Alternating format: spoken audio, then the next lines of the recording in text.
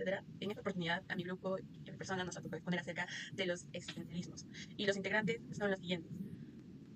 Keila Alejandra, Dayana Daniela y Alejandro Edgar. Y también mi persona, Ana Dale. Bueno, ¿qué es el existencialismo? Bueno, esta es una corriente filosófica que pone en el centro a la existencia humana, que también, según Carlos Goñi, nos menciona que no hay un solo existencialismo, sino que son varios, como los cristianos, los ateos, los metafísicos, los ontológicos. Pero todos tienen una misma preocupación. Se puede definir en una pregunta. ¿Qué significa ser humano en un mundo incierto, infinito? Bueno, ahora tenemos las características comunes en los existencialistas. Ya, la existencia precede a la esencia. Esto significa que no venimos con una naturaleza fija, sino que la vamos construyendo mientras pasa el tiempo. También tenemos que el ser humano es radicalmente libre, pero también responsable de todas las decisiones que toma.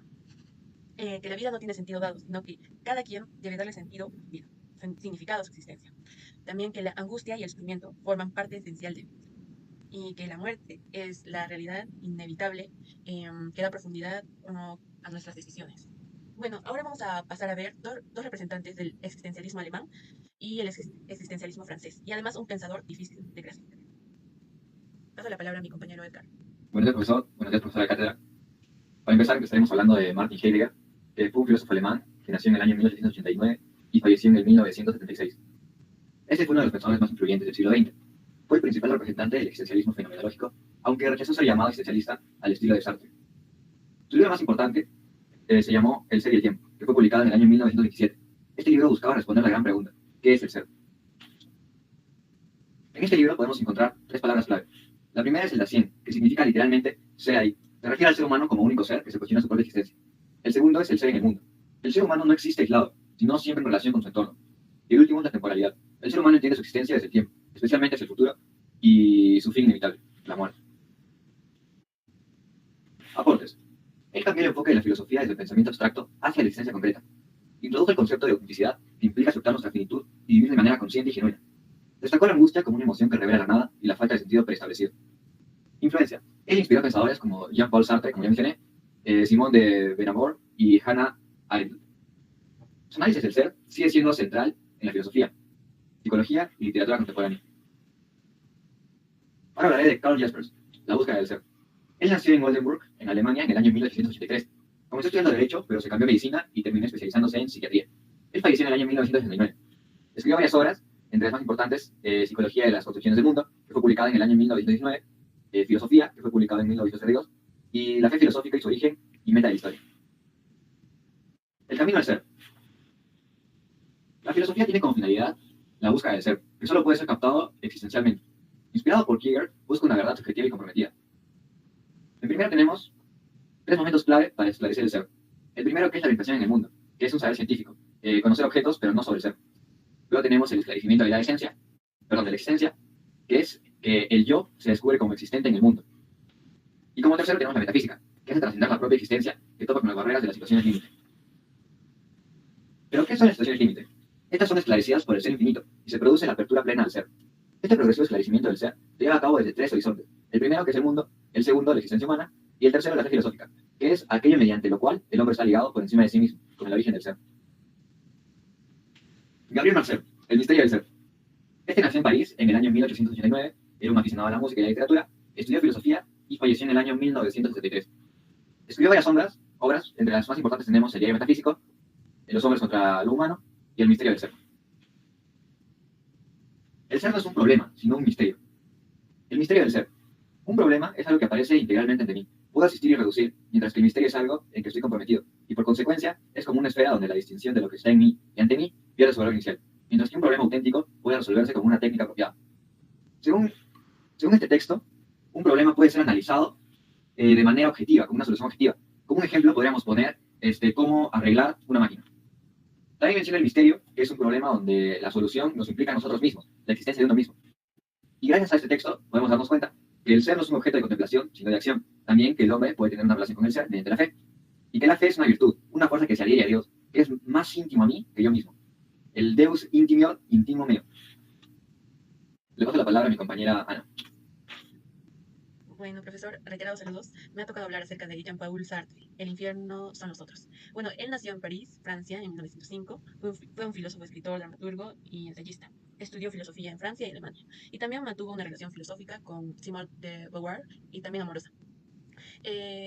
Sus obras más importantes fueron El ser y la nada, La náusea, a puerta cerrada y el cristianismo, no, el existencialismo es un humanismo.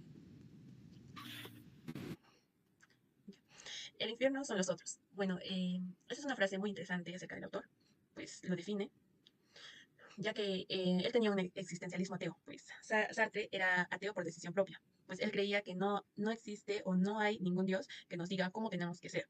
Así que nosotros estamos libres, completamente libres, para construir nuestra vida con nuestras propias decisiones.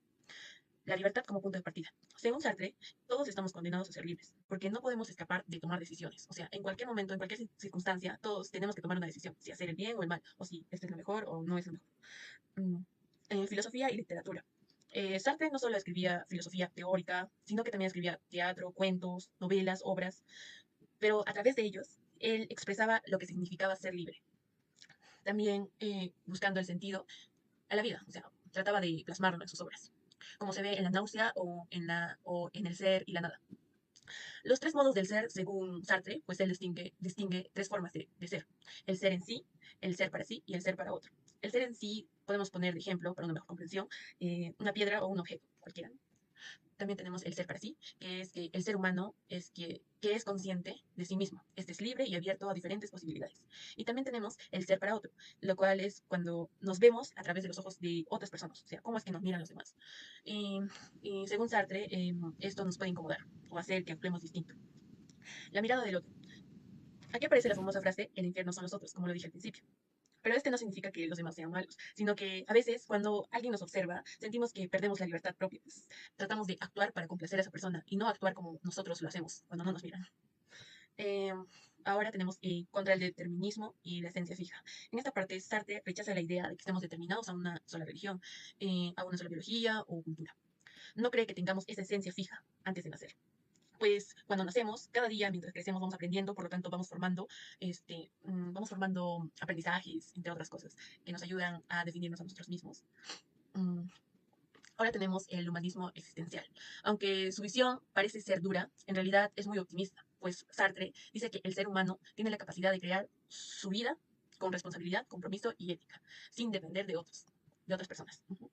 Compromiso social y político. Sartre también pensaba que la filosofía no debe quedarse solo en ideas, sino que debe servir para cambiar el mundo. Aunque también criticaba el marxismo, trató de unirlo con el existencialismo para luchar contra la injusticia sin caer en ideologías rígidas. Bueno, para cerrar, este filósofo nos da a entender que todos somos libres y eso es una gran oportunidad para todos nosotros, pero también es una gran responsabilidad. Ahora pasamos a hablar acerca del filósofo Miguel Unamuno. Y su frase, que es muy importante, el sentimiento trágico de la existencia. Bueno, él nació en Bilbao, España, en 1864. Tuvo una formación en filosofía y letras en su mismo lugar de nacimiento. Su trayectoria fue que él fue catedrático, rector, además que también tuvo una gran relación con la generación del 98 y fue exiliado de Francia por tener ideas diferentes. Eh, Tenemos sus obras filosóficas más importantes, se podría decir, Vida de Don Quijote y Sancho, El sentimiento trágico de la vida y La agonía del cristianismo. Mm.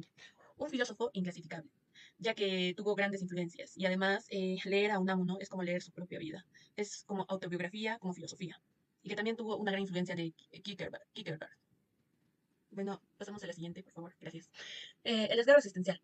La razón niega la inmortalidad de la vida, pero la vida, no, perdón, la razón niega la inmortalidad y la vida se afirma con la fe.